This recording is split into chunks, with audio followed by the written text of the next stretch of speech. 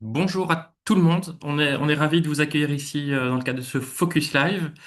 Donc Focus Live consacré à un focus qui tourne autour de l'accessibilité financière aux soins de santé et en particulier l'assurance obligatoire. Donc je remercie aussi les collègues de Brusano, en particulier Adil, Justine et Gadi, parce qu'ici évidemment c'est un travail d'équipe. Donc, quelques informations techniques. D'abord, la première, c'est que si vous souhaitez poser une question, merci de regarder ici le petit onglet Q et R. Et donc, c'est là que vous pouvez poser des questions à nos différents intervenants, questions qui vont après être transmises et qu'on aura l'occasion de discuter. Ensuite, deuxième information pratique, et je remercie aussi Sybille pour sa présence, notre traductrice. C'est l'onglet Interprétation, donc symbolisé par une petite map monde. Donc, merci de cliquer dessus et de choisir la langue de votre choix, ce qui vous permettra alors d'avoir une traduction dans la langue que vous souhaitez. Alors, Brusano, en quelques mots, c'est quoi? Donc, c'est une ASBL bruxelloise fondée en 2018, dotée de financement exclusivement public. Quelles sont les trois grandes missions de Brusano? Alors d'abord, il s'agit d'assurer les missions de plateforme de soins palliatifs. Il y a aussi la coordination de la mise en place des 5 différents bassins d'aide et de soins. Et enfin, il y a la mission d'appui et de coordination de l'ambulatoire.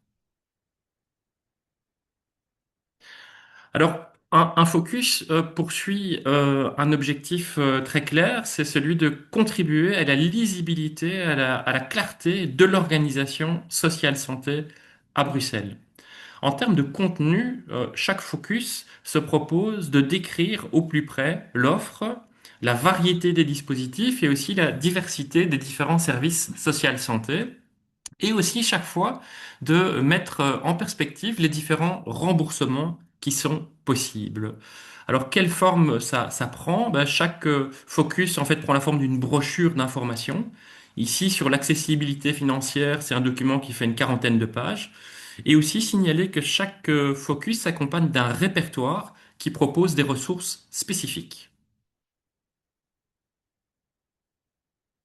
Ici, l'aperçu des différents focus qui sont déjà publiés et disponibles sur le site de Brusano en cliquant sur l'onglet Publication et aussi préciser que chaque fois, il y a une version en français et en néerlandais. Il y a un focus qui a porté sur la santé mentale, sur l'offre de soutien et d'accompagnement en région bruxelloise. Un autre focus qui porte également sur l'accessibilité financière, donc qui complète bien le nôtre, mais qui cette fois porte vraiment sur ce qui se passe en dehors de l'assurance maladie obligatoire. Il y a aussi un focus consacré au soutien à domicile pour les personnes de 60 ans et plus, un autre consacré à la fin de vie et aux soins palliatifs. Il y a un focus consacré aux ressources pour une vie à domicile et aussi un focus consacré au diabète de type 2 et qui propose de mettre en lumière tous les différents systèmes de prise en charge. Et pour conclure, il y a un focus qui est consacré à la périnatalité et qui décrit au plus près l'offre de soutien et d'accompagnement en région bruxelloise. Et donc ce focus porte à la fois sur la période prénatale, l'accouchement, et la période post-natale jusqu'aux 1000 premiers jours. Et pour information, c'est aussi intéressant de savoir qu'il y a un focus consacré au logement qui est en cours de préparation et qui sera sans doute publié courant 2026. Alors, on a aujourd'hui le plaisir d'avoir trois intervenants et on les remercie chaleureusement puisqu'ils ont à la fois accepté de participer à ce Focus Live, mais ils ont aussi relu de très près le document ici, apporté des modifications, des clarifications. Donc, bienvenue à Peter de Troyer, donc qui est chef de service social à Solidaris Brabant. Donc, bienvenue aussi à Christian Leclerc, donc qui lui est conseiller en santé pour le projet intermutualiste. Et enfin, bienvenue aussi à Denis Storm, qui lui est responsable du service social au sein de l'hôpital universitaire de Bruxelles. Donc pourquoi un focus consacré à l'accessibilité financière dans les soins de santé? De manière très spécifique. L'idée ici, dans ce focus, c'est vraiment de valoriser l'information la plus objective, la plus claire possible sur l'ensemble des mécanismes relatifs à l'accessibilité financière aux soins de santé. Et on sait évidemment qu'aujourd'hui, c'est un vrai défi. Deuxièmement, il y a aussi l'objectif de soutenir l'ensemble des professionnels social santé quand il s'agit d'accompagner les citoyens et quand il y a des questions en lien avec les organismes assureurs bruxellois. Et enfin, il y a aussi un objectif très important, c'est celui de contribuer à lutter contre le non-recours aux droits et aux services sociaux santé bruxellois. Ici, il y a la table de matière du focus. Donc à gauche en français, à droite en néerlandais. L'idée, c'est de d'abord commencer avant les éléments de contexte par un petit préambule, donc qui rappelle le rôle des mutualités par rapport à la sécurité sociale. Ensuite, en termes de contexte, c'est rappeler aussi en quoi est-ce que l'accessibilité financière est un vrai déterminant de la santé. Et ensuite, de manière plus détaillée, vous voyez d'abord autour de l'assurance maladie obligatoire, une série d'informations plus précises sur différents mécanismes, que ce soit le ticket modérateur, que ce soit le tiers payant, le maximum à facturer ou MAF, ou toute une série d'autres mesures. Dans un deuxième temps, autour de l'assurance complémentaire obligatoire, vous voyez une série de thématiques clés qui vont du diabète, de la grossesse et de la vie de l'enfant, des soins dentaires ou des troubles ou du soutien psychologique et qui sont chaque fois l'objet d'une description pour voir ce qui est fait et proposé par l'ensemble des mutualités. Et enfin, on termine autour des assurances complémentaires facultatives. Et le dernier point, aller plus loin, c'est une série de sites et d'outils pour compléter l'information. Alors en 2025, on avait déjà proposé une première version du Focus. Ici, c'est une version actualisée du Focus. Qu'est-ce qui a changé? Donc, comme je l'ai dit, on a ajouté un préambule d'une page consacrée à la sécurité sociale, voilà, pour avoir un petit topo bref sur le lien entre les mutualités et la sécurité sociale en Belgique. On a aussi ajouté des informations concernant des situations particulières et aussi des publics spécifiques, en particulier pour les personnes incarcérées, aussi pour les personnes mineures non accompagnées. On a ajouté quelques précisions sur différents mécanismes d'accessibilité financière.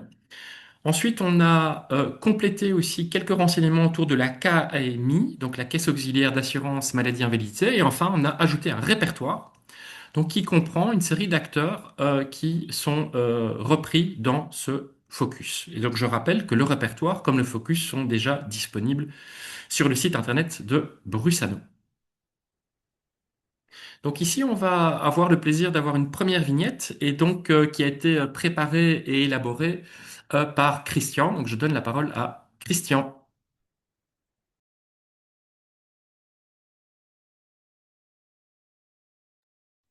Voilà, donc ici, ce que moi je vous propose, c'est un cas concret, vraiment du vécu, et c'est la situation, alors c'est un prénom d'emprunt bien évidemment, d'un jeune de 17 ans qui est étudiant, qui vit chez ses parents, et nous sommes sollicités, nous, dans le cadre d'un appel proactif que nous menons et qui a pour objectif simplement d'inciter d'inciter les affiliés à prendre conscience du lien qui existe entre l'alimentation, la qualité de l'alimentation et la santé. Et donc voilà, on appelle la maman et la maman nous décrit la problématique de son fils, une situation somme toute assez typée d'un enfant qui a 17 ans, a une scolarité tout à fait en perte de vitesse et en perte totale de motivation, et un enfant qui est rivé à ses écrans pendant plus de 6 heures par jour, nous décrit la maman, euh, avec comme conséquence ben, un constat d'isolement social complet pour cet enfant et par rapport au focus que nous avions sur l'alimentation, mais euh, un risque d'obésité, puisque elle nous précise que son enfant pèse 98 kilos pour 1,70 m, qu'il ne bouge plus du tout, euh, qu'il n'a plus aucune vie sociale et que bah, l'exemple qui est donné ici par la maman, c'est qu'il va jusqu'à se commander lui-même ses repas et donc même la vie familiale en est impactée. Alors, que peut faire la mutualité dans ce genre de situation? Eh bien, on est au téléphone, donc il y a un contexte au niveau de l'appel qui rend une intervention assez difficile. Et donc ici, en l'occurrence, moi, ce que j'ai proposé, c'est un premier pas. Un premier pas qui a pour objectif de proposer l'aide d'un psychologue. Alors, la psychologie, il y a certains remboursements qui sont prévus dans le cadre de l'assurance obligatoire, mais ici, en l'occurrence, on se situe plutôt dans le cadre de l'assurance complémentaire avec plusieurs possibilités. Un remboursement par séance avec 20 séances qui font l'objet du remboursement, 20 € par séance pour 20 séances. Des consultations aussi par téléphone, 3 consultations qui sont prises en charge complètement par la mutualité et qui permettent une approche plus anonyme, plus confidentielle, hein. C'est une première démarche et on sait que c'est le premier pas qui est difficile. Et puis aussi une information complémentaire aux parents, hein, passée par le médecin généraliste qui reste toujours l'élément central dans ce genre de situation. Voilà. Consultation d'un médecin généraliste, ben oui, ça fait référence à l'intervention de l'assurance complémentaire sur le ticket modérateur avec aussi, dans les assurances complémentaires, la possibilité de bénéficier d'un remboursement dans le cadre de consultation auprès d'un diététicien, d'une diététicienne ou d'un nutritionniste. Voilà. Il y a d'autres activités qui sont possibles.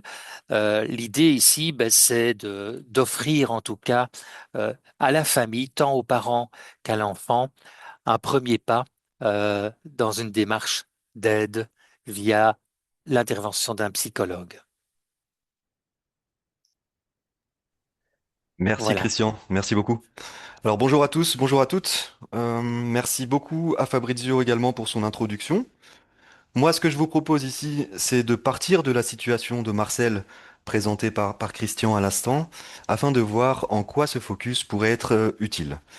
Alors, naviguons ensemble dans ce focus, et plus précisément à la page 39, dans la partie consacrée à l'assurance complémentaire obligatoire. Avant d'aller dans le détail, un rappel quand même important. L'assurance complémentaire obligatoire, elle est proposée par 6 organismes assureurs bruxellois sur les 8 pardon, qui sont répertoriés dans ce focus. À ce sujet, une chose pratique à savoir également, c'est que vous pouvez tout à fait choisir une mutualité pour votre assurance obligatoire et bénéficier de l'assurance complémentaire proposée par celle-ci. Alors, avant de rentrer dans le détail des tableaux, vous verrez que pour certaines thématiques, nous renvoyons directement vers d'autres focus produits par Brusano, que vous pouvez retrouver d'une part sur le site internet de Brusano en version en ligne, ainsi qu'en version papier également dans différents espaces de participation et notamment des espaces des bassins d'aide et de soins. Alors c'est le cas ici pour la santé mentale. Si vous souhaitez aller un peu plus loin que les remboursements de l'assurance complémentaire, nous vous renvoyons vers ce focus santé mentale, offre de soutien et d'accompagnement en région bruxelloise, qui est également accompagné d'un répertoire des ressources disponibles. Je reviens maintenant au tableau. Alors, les tableaux du focus, ils sont tous structurés de la même manière, avec 3 colonnes, et voyons ensemble comment les lire. Alors tout d'abord, nous avons la première colonne, celle de gauche, qui nous renseigne sur l'organisme assureur bruxellois concerné, avec notamment son numéro d'identification. On voit là donc que chaque ligne correspond à un organisme assureur bruxellois et vous retrouverez donc en un coup d'œil ce que propose chaque mutuelle pour une thématique donnée. La deuxième colonne, elle détaille les interventions.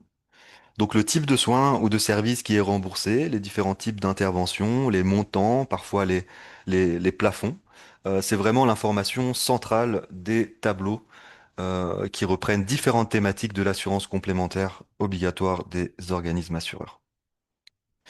La troisième colonne maintenant, elle précise les conditions à remplir pour bénéficier du remboursement. Des formulaires à compléter, une prescription médicale nécessaire, une attestation, etc., etc. C'est souvent cette colonne qui est la plus utile en pratique pour accompagner un ou une bénéficiaire dans les différentes démarches. Alors concernant le soutien psychologique, la bonne nouvelle, c'est que toutes les mutualités propose des interventions. Les montants, ils varient entre 10 et 20 euros par séance, avec des plafonds annuels qui vont de 160 à 360 euros selon l'organisme assureur. Alors c'est pas négligeable pour quelqu'un comme Marcel, qui pourrait être amené à entamer un suivi psychologique et qui s'inquiète du coût que cela pourrait avoir, du coût financier. Ce tableau-ci vous permet donc d'informer plus ou moins rapidement un ou une bénéficiaire sur ce à quoi il ou elle a le droit en fonction de sa mutuelle. Alors c'est la même logique pour la partie diététique. Rendez-vous donc à la page 27 de ce focus pour plus d'informations à ce sujet. On y retrouve les interventions proposées par les organismes assureurs bruxellois dans le cadre de l'assurance complémentaire. Toutes les mutualités proposent également des interventions dans ce domaine, avec des conditions et des montants qui peuvent varier. Ce tableau-ci, il est particulièrement utile pour des situations où un suivi diététique est recommandé par le médecin traitant, comme dans le cas d'une obésité ou de certaines maladies chroniques. Alors concernant l'activité physique, rendez-vous à la page 22 du Focus. Les interventions vont d'une affiliation sportive remboursée à des programmes plus spécifiques, comme par exemple bouger sur prescription. Un outil concret pour encourager la reprise d'une activité physique dans un cadre médical ou préventif. Alors je passe maintenant la parole au deuxième intervenant du jour, Denis, que je remercie à l'avance et qui va nous présenter une seconde vignette fictive. À toi, Denis. Merci, bonjour à tous. Donc en effet, moi je prends comme Christian une situation que j'ai vécue dans ma pratique. Donc on est sur Alexandre qui est paraplégique depuis 3 ans suite à un accident sans responsable, donc sans assurance couvrante, et qui se déplace exclusivement en fauteuil roulant après plusieurs mois de rééducation. Il vit à Etterbeek avec son épouse qui est elle-même, qui est actuellement elle au chômage, et leurs 2 enfants de 6 ans et 8 ans. Avant son accident, il travaillait comme comptable salarié temps plein et il aurait le projet de pouvoir reprendre une activité professionnelle, soit en temps partiel, soit en temps plein.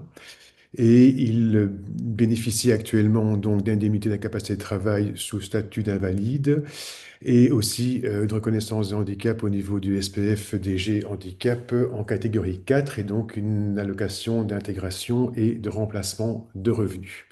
Et de fait, il bénéficie du statut BIM.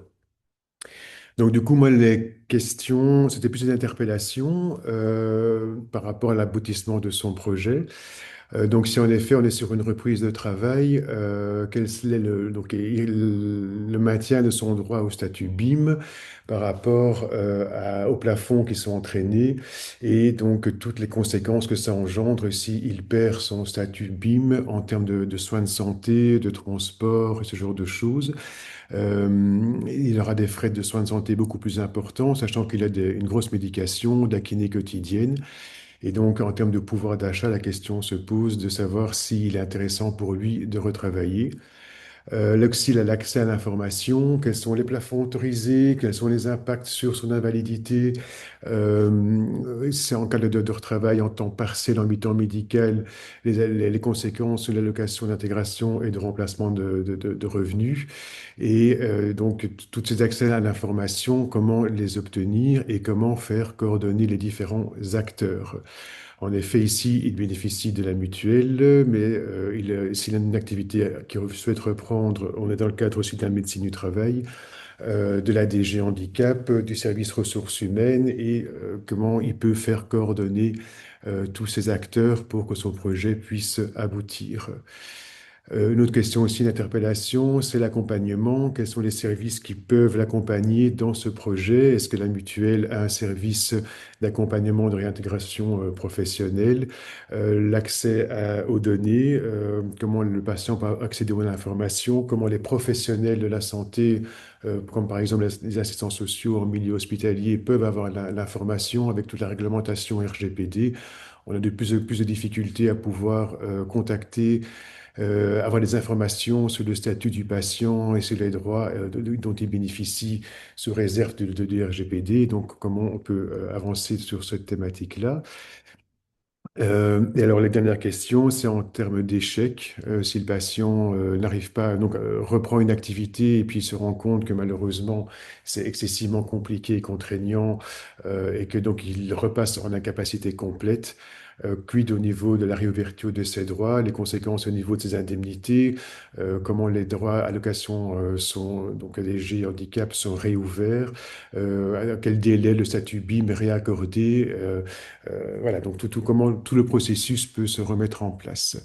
Donc c'était vraiment l'interpellation par rapport au statut BIM, la politique de réintégration socio-professionnelle et toute l'interaction entre tous les différents acteurs de lequel le patient bénéficie. Merci, merci Denis. Alors, revenons à la situation d'Alexandre. Donc, il bénéficie, Alexandre, du statut de l'intervention majorée, du statut BIM. Alors, tout d'abord, c'est un mécanisme clé qui facilite l'accessibilité financière des soins en Belgique. Il est présenté à la page 16 du Focus. Concrètement, il permet de réduire significativement le ticket modérateur après intervention de l'assurance obligatoire. Alexandre, logiquement, devrait l'obtenir automatiquement via ses allocations. Mais la question qui se pose ici, dans son projet notamment de reprise du travail, c'est à quel moment ce statut pourrait-il être remis en question? Alors toujours à la page 16, voilà, on y retrouve une série d'informations sur notamment les plafonds annuels, etc. On y retrouve aussi un peu plus bas des détails sur les démarches pour bénéficier de l'intervention majorée. C'est un statut qui peut être octroyé automatiquement si un indicateur spécifique est présent. C'est, je pense, le cas pour Alexandre, qui le reçoit via ses allocations. Il peut aussi être demandé sur base d'une analyse de dossier pour des personnes dont les revenus sont faibles, mais qui ne bénéficient pas, euh, effectivement, d'un indicateur qui rend ce statut automatique. Et dans ce cas, c'est la mutuelle, hein, qui va effectuer un contrôle des revenus. Rendez-vous maintenant à la page 17. Nous retrouvons ici des informations sur le maximum à facturer. C'est une autre mesure centrale pour l'accessibilité financière des soins ici en Belgique. Le principe, c'est que si les tickets modérateurs d'un ménage dépassent un certain plafond pour l'année, la mutuelle va rembourser automatiquement tout ce qui vient s'y ajouter. Pour Alexandre, dont les besoins en soins sont réguliers, on parlait de kiné quotidienne par exemple, c'est un filet de sécurité essentiel. Euh, je vous rappelle également que si vous avez des questions de précision au sujet du maximum à facturer, n'hésitez vraiment pas à investir la petite icône question-réponse sur l'application Zoom. Alors, la bonne nouvelle, si je peux me permettre, avec le maximum à facturer, c'est que la démarche, elle est automatique. La mutuelle comptabilise les tickets modérateurs et lorsque le plafond, il est dépassé, les remboursements sont effectués directement sur le compte bancaire du ou de l'affilié. Voilà. Page 17-18, on trouve des informations sur le conventionnement. Un prestataire conventionné, c'est un prestataire qui s'engage à respecter les tarifs officiels de l'assurance maladie obligatoire, ce qui signifie concrètement que le patient ne paie que le ticket modérateur sans supplément d'honoraires. Pour Alexandre qui consulte régulièrement des prestataires, on l'a dit, savoir si son kiné, son médecin traitant ou son spécialiste est conventionné peut faire une vraie différence sur le reste à charge. Et alors, ici, un petit outil également pour savoir si un prestataire est conventionné ou pour trouver un prestataire qui l'est. On a l'INAMI qui met à disposition sur son site internet un moteur de recherche en ligne. Donc, on a un lien qui est disponible dans le focus, hein, dans la section Aller plus loin à la page 48. C'est un outil assez simple et pratique à partager directement en fait avec les bénéficiaires. Hop. Et je passe la parole à Peter pour la troisième vignette fictive. Merci beaucoup. Bonjour tout le monde. On a aussi une autre situation ici, hein. C'est une jeune femme, Sarah, qui est enceinte et atteinte d'une maladie chronique. Pour l'instant, dans ce cadre-là, elle travaille en 4/5e, mais elle explique chez nous que la combinaison avec la grossesse et la maladie chronique rend le travail de plus en plus difficile, hein. Elle se pose des questions sur l'impact financier d'une position et de l'impact sur sa vie, bien évidemment.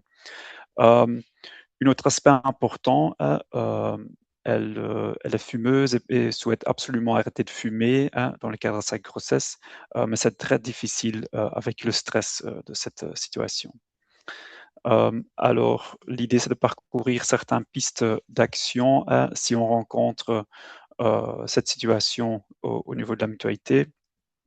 Un aspect important, ce qui est peut-être moins le focus d'aujourd'hui, mais l'impact financier et comment est-ce que ça fonctionne au niveau de revenus, incapacité de travail dans un premier temps, hein. Si elle va diminuer le temps qu'elle va travailler, par exemple, dans ce 4/5e vers un mi-temps, quels sont les impacts financiers, hein, le calcul des indemnités incapacité de travail. Mais bien évidemment que tout cela est important en parler avec son médecin traitant, hein, qui va estimer l'aspect de incapacité de travail, etc. Aussi l'aspect du travail adapté et échanger avec l'employeur est un aspect très important et de informer nos membres sur les démarches qu'ils peuvent prendre sur ce point-là. Un autre aspect, c'est expliquer comment ça fonctionne au niveau de euh, indemnité dans la période repos maternité, hein. Il y a un autre calcul qui est activé par rapport aux les indemnités incapacité de travail pour bien informer les gens comment ça fonctionne, c'est quoi l'impact financier et comment cette période s'évolue. Alors ça, c'est au niveau de impact revenu, hein, qui est toujours important et que les gens comprennent aussi l'impact financier aussi par rapport aux les soins de santé, etc. Euh, un autre aspect ici qui est très important, hein, vu que cette personne, hein, atteint une maladie chronique, c'est l'aspect de soins de santé et les dépenses et les frais qui sont liés. En fait, l'idée ici, c'est de bien expliquer que certains mécanismes automatiques se mettent en place pour protéger quelque part quelqu'un par rapport aux frais. Euh, on a déjà parlé dans la vignette avant du système BIM et le maximum à facturer qui ont certaines euh, protection sociale sur base des indicateurs sociaux plutôt, mais aussi certains mécanismes qui se mettent en place pour vraiment suivre s'il y a des fortes ou des dépenses importantes au niveau de soins de santé, ce qui est le cas ici, hein.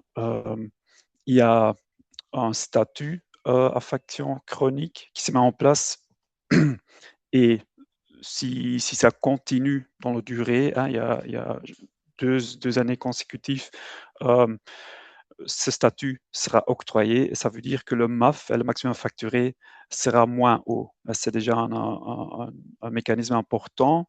Un deuxième aspect, si concrètement il y a beaucoup de signaux de forte dépendance, il y a aussi un forfait, le forfait maladie chronique qui peut être attribué.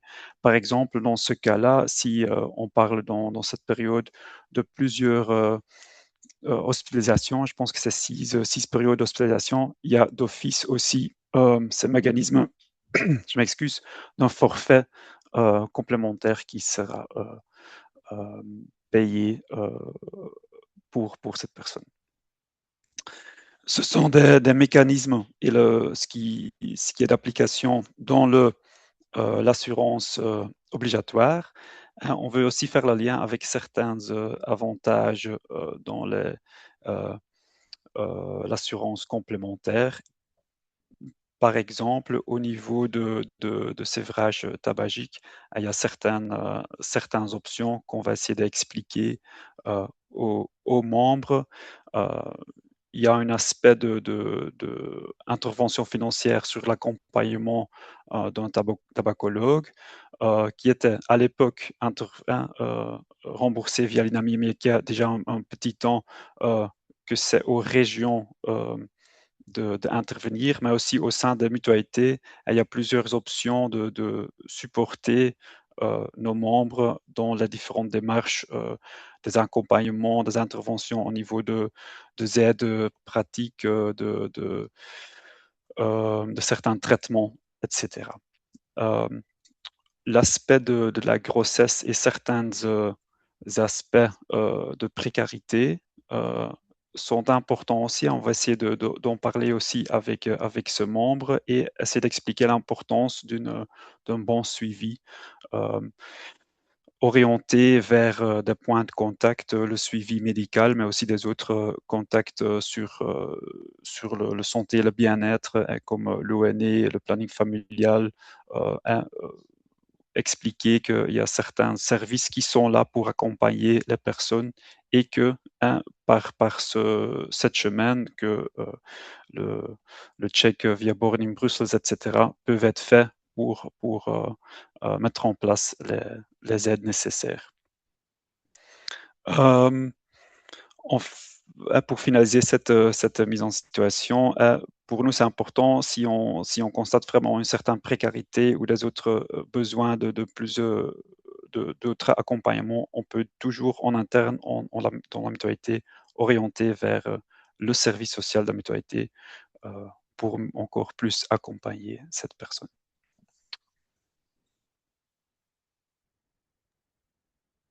Merci Peter, merci beaucoup. Alors pour la situation de Sarah, nous allons faire le lien avec plusieurs parties du focus. Premièrement, Brusano a produit l'année passée un focus spécifique sur la périnatalité, offre de soutien et d'accompagnement en région bruxelloise, qui va bien au-delà des remboursements de l'assurance maladie et qui recense l'ensemble des ressources disponibles à Bruxelles pour accompagner la grossesse et qui souligne également le rôle à jouer par la plateforme Born in Belgium Professionals. Alors, à la page 18 du Focus, on y retrouve des informations sur les trajets de soins et sur les forfaits maladies chroniques notamment. On a entendu que Sarah est atteinte d'une maladie chronique, donc, et si elle entre dans un des trajets de soins, elle pourrait bénéficier notamment d'une suppression du ticket modérateur chez son généraliste et chez son spécialiste. Euh, Concernant le sevrage tabagique, alors Sarah souhaite arrêter de fumer. Plusieurs mutualités proposent des interventions spécifiques à ce sujet, et certaines prévoient même un montant majoré pour les personnes enceintes. Ça peut être un argument concret aussi à mettre en avant pour éventuellement lever un frein financier au sevrage tabagique. Aux pages 28 à 30, les tableaux sur la grossesse et la vie de l'enfant, toujours dans le cadre de l'assurance complémentaire. Toutes les mutualités ici proposent également des interventions pour le suivi prénatal. On a de la kiné périnatale, des consultations gynécologiques, de l'aide à la procréation en fonction des situations. C'est certes un tableau assez dense, mais avec beaucoup d'informations qui pourraient être utiles pour Sarah, mais aussi pour vous en tant que professionnel qui l'accompagnez. Et on voit les différents organismes assureurs bruxellois qui sont repris dans ces tableaux. Alors, avant de passer à la partie questions-réponses, je propose que chacun de nos intervenants prenne une ou deux minutes pour se présenter. Peter, on peut commencer par toi. Je te passe la parole. Oui, merci. Alors, moi, je suis Peter, chef du service social de Solidaris Brabant. Nous sommes actifs sur Bruxelles et le Brabant flamand. le service social dans une mutualité hein, a le rôle ou la mission d'être complémentaire aux missions purement mutualistes et notre rôle est plutôt de aider, être à l'écoute, accueillir les gens sur tout ce qui est lié à une organisation de leur situation à cause d'une perte d'autonomie hein, des personnes handicapées, personnes âgées, personnes en maladie chronique et leurs aidants proches pour les informer, adviser, faire des démarches pour hein, ouvrir certains droits, certaines aides pratiques et les orienter vers des autres services plus spécialisés. Merci, merci beaucoup. Christian, un petit mot? Alors, moi, je travaille comme conseiller en santé dans le cadre d'un projet intermutualiste. Alors, ce projet intermutualiste, il est très dynamique. Il est né dans le cadre de la crise sanitaire du Covid que nous avons vécu. Et concrètement, eh bien, nous menons des actions proactives sur toute une série de thèmes liés à la prévention santé. Voilà. C'est une belle dynamique parce qu'elle s'appuie également sur les acteurs de terrain. Et à Bruxelles, il y a quand même pas mal d'associations ou de travailleurs sur le terrain. Et donc, on travaille de plus en plus en réseau. On tient des ateliers, on va dans les maisons de quartier pour informer les citoyens sur les différents services des mutualités et sur notamment le travail que réalisent les assistants sociaux dans chaque mutualité. Donc voilà, conseiller en santé, branché sur la prévention et sur des démarches proactives à l'égard des citoyens. Merci beaucoup, Christian. Denis, un petit mot? Oui, voilà, donc je suis Denis Storm, je suis le directeur du service social du HUB, donc l'hôpital universitaire de Bruxelles, qui englobe 5 sites hospitaliers: l'hôpital Erasme, l'Institut Jules Bordet, l'hôpital des enfants, le CTR, un centre de rééducation traumatique, et le CRG, un centre de révalidation gériatrique. La particularité, c'est que donc nous avons 5 sites hospitaliers, un généraliste, l'hôpital Erasme, et puis 4 autres spécialisés, donc un en oncologie, un en pédiatrie, un en revalidation gériatrique et un en revalidation traumatique. Et donc, on est localisé sur plusieurs bassins bruxellois, puisqu'on a un site à Woluwe, 2 à Laken et 2 à Anderlecht. La vision du service social, qui est composé de 53 assistants sociaux, bah, c'est de travailler le plus possible en vision transversale et de travailler sur les trajets patients pour essayer de les accompagner au mieux dans leur séjour hospitalier, dans leur projet de vie, dans leur projet de sortie et dans leur accès aux soins, et que du fait, il y ait du coup une continuité au niveau de la prise en charge. Et on accueille du coup de fait des patients qui sont localisés sur les 3 régions belges, et donc avec des politiques qui sont différentes et parfois des approches qui sont différentes. Je représente aussi l'association Hospisoc, qui est l'association des travailleurs sociaux en milieu hospitalier francophone, donc qui est compétente sur le territoire bruxellois et wallon. Et du coup, on essaie de valoriser toutes les politiques de service social au niveau de nos instances et au niveau des partenaires de seconde ligne et de troisième ligne au quotidien.